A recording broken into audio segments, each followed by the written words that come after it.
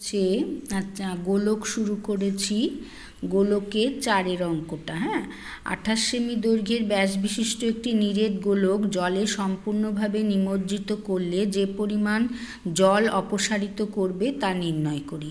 আচ্ছা, এই রকম অঙ্কের ক্ষেত্রে কি করতে হবে? এটা কিন্তু আর্কিমিডিসের সূত্র থেকে আমরা জানি, কোনো বস্তুকে সম্পূর্ণরূপে জলে বা কোনো তরলে নিমজ্জিত করলে সে তার নিজের আয়তনের সমান জল অপসারিত করে বা তরল অপসারিত করে। এটা আর্কিমিডিসের সূত্র, এটা কিন্তু জানতে হবে, তা না হলে আমরা কি বার করব? তাহলে এই যে বলেছে যে নিরেট গোলককে জলে ডোবালে কতটা জল অপসারিত করবে, তার মানে গোলকটার আয়তন বের করব। তাহলে গোলকটার আয়তনের সমান জল অপসারিত করবে, এটাই আর্কিমিডিসের সূত্র। কেমন? তাহলে চারেরটা বলেছে 28 সেমি দৈর্ঘ্যের ব্যাস বিশিষ্ট, তাহলে ব্যাস হলো 28 সেমি, ব্যাস হলো 28 সেমি। তাহলে ব্যাসার্ধ কত? অতএব ব্যাসার্ধ সমান 14 সেমি।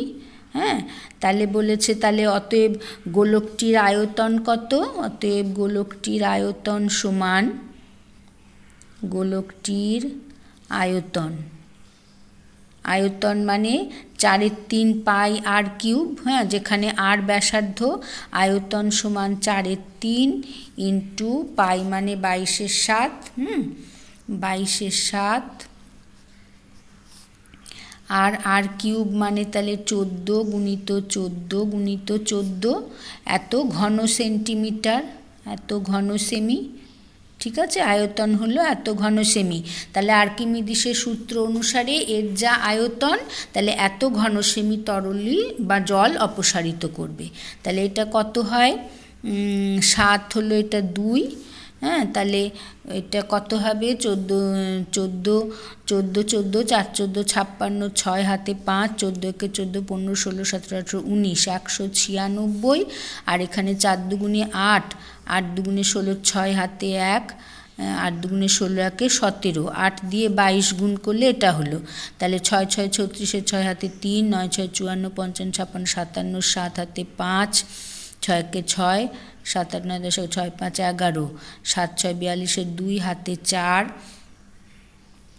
9 7 63 64 65 66 67, 7 হাতে 6, 7 একে 7, 7 6 13। আর 6 একে 6, 9 একে 9, 1 একে 1, তাহলে 6 7 2 9, 7 একে 8, 8 6 14, 4 হাতে 1, 9 একে 10 3, 13 একে 14, 4 হাতে 1, 2 একে 3। তাহলে 34496 এত ঘন সেমি জল অপসারিত করবে। হ্যাঁ, এত ঘন সেমি। তাহলে হলো এইটা, তাহলে কত আসবে? এটা অপ্রকৃত ভগ্নাংশ রাখবো না। 3 একে 3, 3 একে 3, 1 14, 3 4 12 13 14 29, 3 9 27 28 29 26, 3 8 24, এত পূর্ণ 2/3 ঘন সেমি। তাহলে গোলকটি কতটা, কি বলেছে, কতটা যে পরিমাণ জল অপসারিত করবে তা নির্ণয় করি। অতএব তাহলে গোলকটি এত ঘন সেমি জল অপসারিত করবে। গোলকটি এত পূর্ণ 2/3 ঘন সেমি জল অপসারিত করবে। ঠিক আছে, তাহলে এইটা কিন্তু আমাদের মনে রাখতে হবে। কোনো বস্তুকে জলে নিমজ্জিত করলে, সম্পূর্ণরূপে জলে নিমজ্জিত করলে তা বস্তুটি তার আয়তনের সমান জল অপসারিত করে। ঠিক আছে। আচ্ছা, 5 অঙ্কটা হচ্ছে যে কোনো গোলকাকার গ্যাস বেলুন ফোলাবার সময় তার ব্যাসার্ধের দৈর্ঘ্য 7 সেমি থেকে 21 সেমি হলে বেলুনটির পূর্বের ও পরের সমগ্রতলের ক্ষেত্রফলের অনুপাত নির্ণয় করি। আচ্ছা, তাহলে পূর্বের সমগ্রতলের ক্ষেত্রফল, আচ্ছা, যখন ব্যাসার্ধ 7, যখন ব্যাসার্ধ 7 সেমি, তখন সমগ্রতলের ক্ষেত্রফল, তখন বেলুনের সমগ্রতলের ক্ষেত্রফল, বেলুনের সমগ্রতলের ক্ষেত্রফল সমগ্র তলের ক্ষেত্রফল সমান হচ্ছে 4 পাই আর স্কোয়ার, 4 পাই 7 স্কোয়ার, এত ঘন সেমি, সরি এত বর্গ সেমি। সমগ্র তলের ক্ষেত্রফল এত বর্গ সেমি। আর যখন আয়তন বেড়ে 21 সেমি হলো, মানে পূর্বের, হ্যাঁ, আর পরের আচ্ছা পরের সমগ্র তলের ক্ষেত্রফল ফোলানোর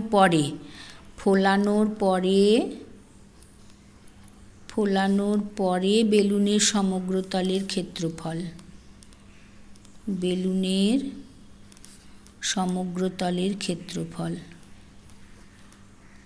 সমগ্র তলের ক্ষেত্রফল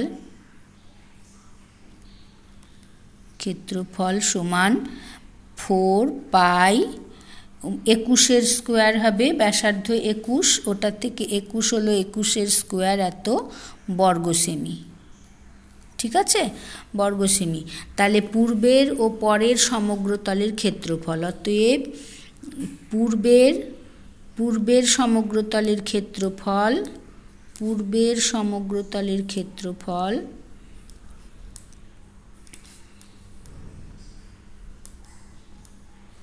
বাই পরের সমগ্র তলের ক্ষেত্রফল,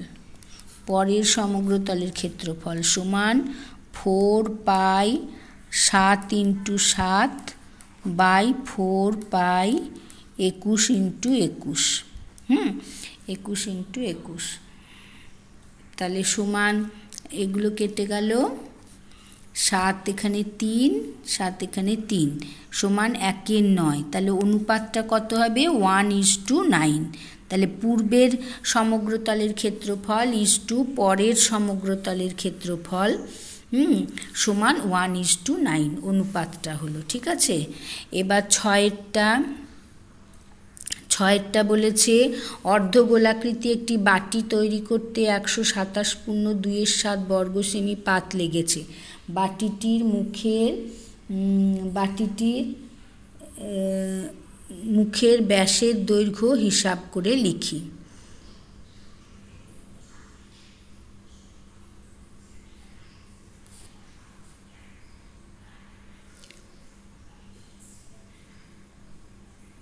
আচ্ছা, অর্ধগোলাকৃতি একটি বাটি তৈরি করতে এত বর্গ সেমি পাত লেগেছে।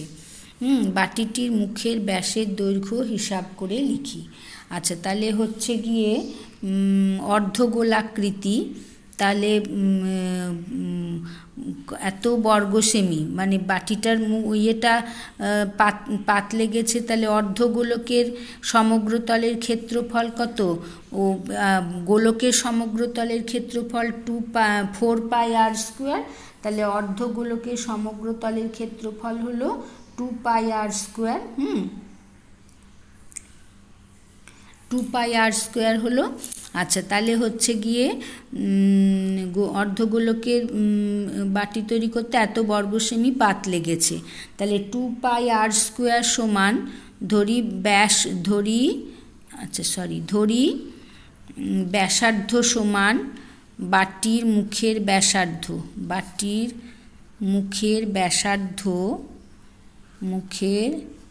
ব্যাসার্ধ সমান হচ্ছে আর সেমি। তাহলে অতএব বাটিটিতে পাত লেগেছে কত? অতএব বাটি তৈরি করতে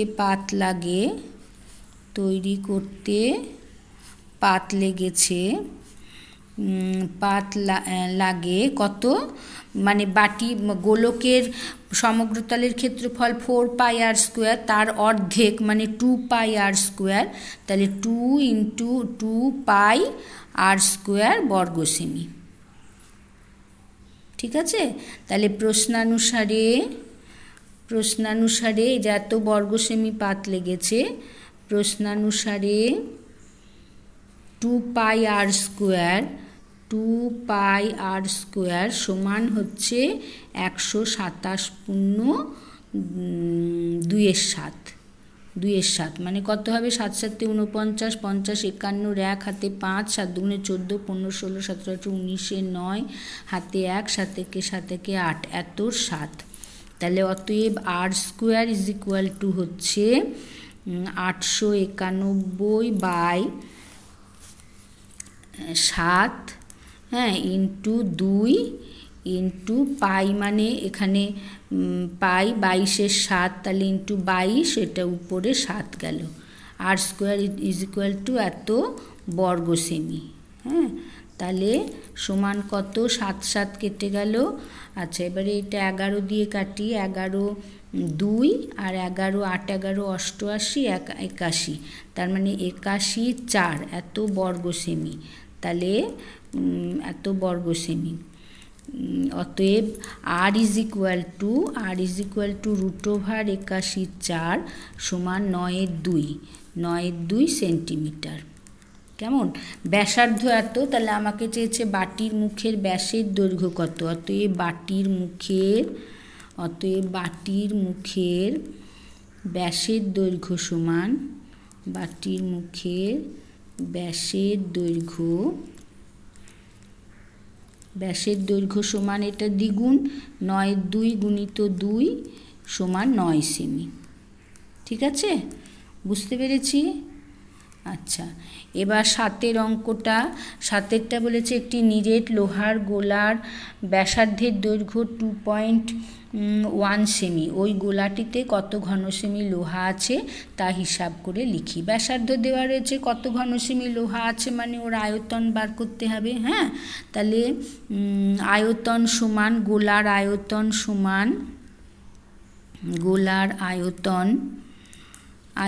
সমান কি হবে? 4/3 পাই আর কিউব, 4/3 ইন্টু 22-এর 7 ইন্টু আর কত দেওয়া রয়েছে? 2.1 সেমি। হ্যাঁ, তাহলে ইন্টু 2.1কে আমি 21-এর 10 গুণিত 21-এর 10 গুণিত 21-এর 10 করলাম, এত ঘন সেমি। ঠিক আছে, এত ঘন সেমি লোহা আছে। তাহলে কত হবে এবারে দেখি। এটা 3 দিয়ে 3 7 21, 7 7 কাটলো। আর এখানে 4 দিয়ে 2, এখানে 5, আবার 2 5, এখানে 11, এখানে 5, তাহলে হলো গিয়ে সমান 21 11 একে 11-র 1, 11 একে 1, আচ্ছা এটা হলো 11 একে 11-র 1 হাতে 1, 11 দুগুণে 22, একে 23, 11 একে 11-র 1 হাতে 1, 1 দুগুণে 23, একে আবার 21 দিয়ে গুণ, তাহলে 1 একে 1, 3 একে 3, 2 একে 2, 2 একে 2, 3 দুগুণে 6, 2 দুগুণে 4, তাহলে 1 3 2 5 6 7 8 4, তাহলে সমান হলো 4 8 5 1, 4 8 5 1 বাই 5 5 25, 5 5 125, এত ঘন সেমি। এত ঘন সেমি লোহা আছে। হ্যাঁ, এবার হচ্ছে এইটাকে তাহলে একটু 4 8 5 1-এর 125 কত ঘন সেমি লোহা আছে বলছে। তাহলে 4 8 5 1 বাই 125, এটাকে বের করে নিই। 4 8 5 1, 12 দুগুণে 24, 3 12 36, 3, তাহলে 5 3 15, 5 হাতে 1, 3 12 36, একে 37, তাহলে 0 1 1, একটা নামলো। 8 12 96, 5 8 40, 0 হাতে 4, 8 12 96, 97 98 99 100, 1 0 1 দশমিক 0।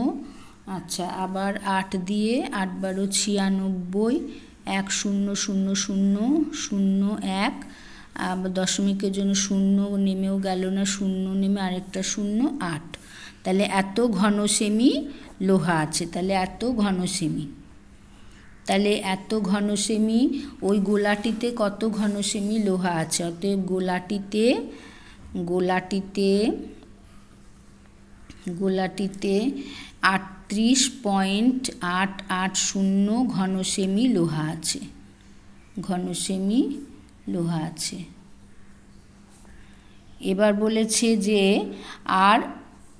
এবার বলেছে ওই লোহার গোলার বক্রতলের ক্ষেত্রফল নির্ণয় করি।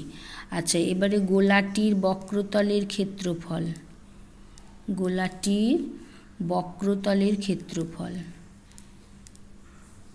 বক্রতলের ক্ষেত্রফল মানে 4 পাই আর স্কোয়ার।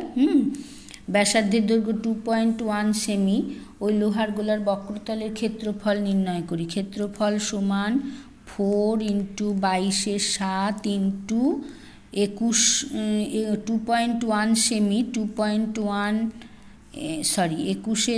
× 21/10 এত বর্গ সেমি বক্রতলের ক্ষেত্রফল, এত বর্গ সেমি হলো। তাহলে = 7 × 21 আর 4 দিয়ে 2, এখানে 5, আবার 2 দিয়ে 5, তাহলে 22 3 21, 5 5 25, তাহলে 22 3 দিয়ে 3 2 6, 3 2 6 66, একে 21 দিয়ে গুণ, 6 1 6, 6 1 6, 6 2 12, 2 হাতে 1, 6 2 12 1 13, 6 6 2 8 3 1, 1 3 8 6 বাই 25 এত বর্গ সেমি, বর্গ সেমি। তাহলে সমান কত হবে? এটা হচ্ছে তোমার